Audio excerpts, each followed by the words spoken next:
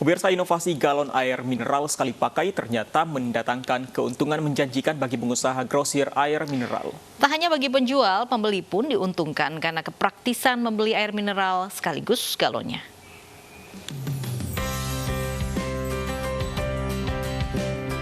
Inilah kesibukan di toko grosir air mineral milik Guswan di kawasan Jalan Kahfi, Jakarta Selatan. Sehari-hari, Guswan disibukkan dengan pengiriman, penyimpanan, hingga penjualan air kemasan, baik berupa galon maupun botol dan gelas plastik. Selama 2 tahun berkecimpung di dunia penjualan air mineral, Guswan mengaku alami peningkatan pendapatan sejak menjual galon sekali pakai. Selain tak harus dipusingkan dengan gudang penyimpanan, Guswan bisa kembali menjual galon kepada pengusaha ikan cupang sebagai akuarium maupun pengepul barang bekas. Galon sekali pakai ia beli dengan harga Rp1.000 dari pembelinya, lantas dijual dengan harga Rp2.500 hingga Rp4.000 pada pengepul atau mereka yang membutuhkan. Saya langsung aja ngasih solusi bahwa galon ini bisa saya bayari kembali yang sampahnya ya.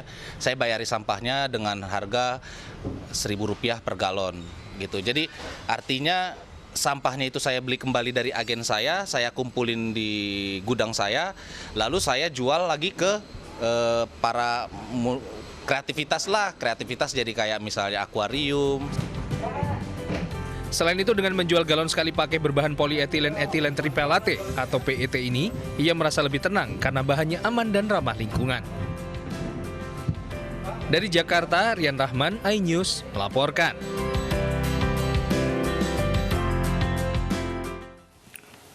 Nah, Fandi, kalau liburan gini pengennya kemana nih kira-kira nih? Sekarang lagi kangen-kangennya lihat sunrise di Borobudur loh. Di Borobudur, Yogyakarta, tepatnya di Magelang nih. Nah, kebetulan banget karena di sana ini Kementerian Pariwisata dan Ekonomi Kreatif mendorong pengembangan pariwisata ekoturism di Borobudur Highland yang menjadi zona otoritas Badan Otorita Borobudur. Ya, pengembangan wisata ini diharapkan mampu membangkitkan sektor pariwisata usai diterjang COVID-19.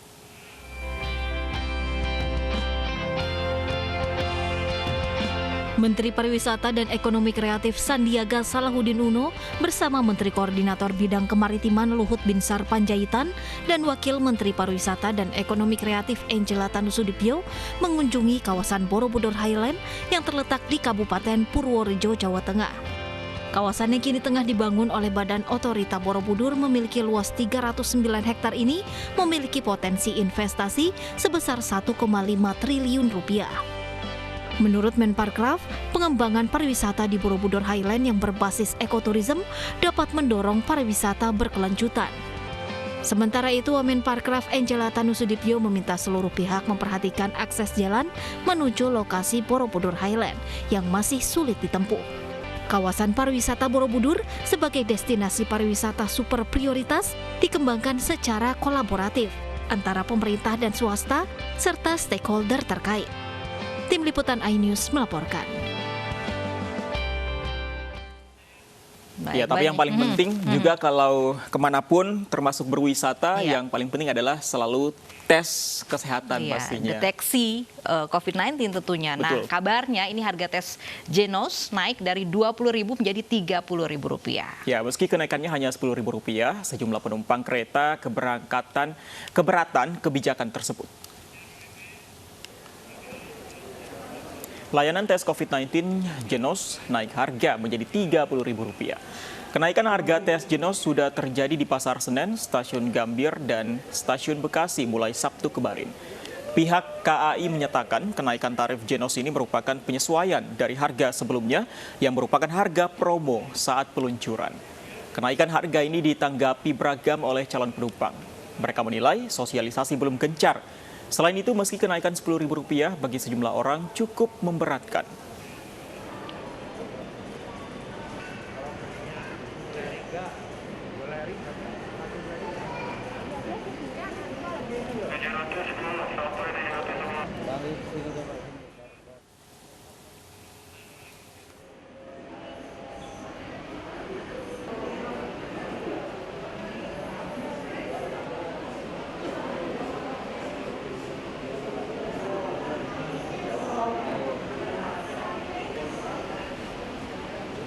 Diberitahukan ke masyarakat atau belum gitu loh.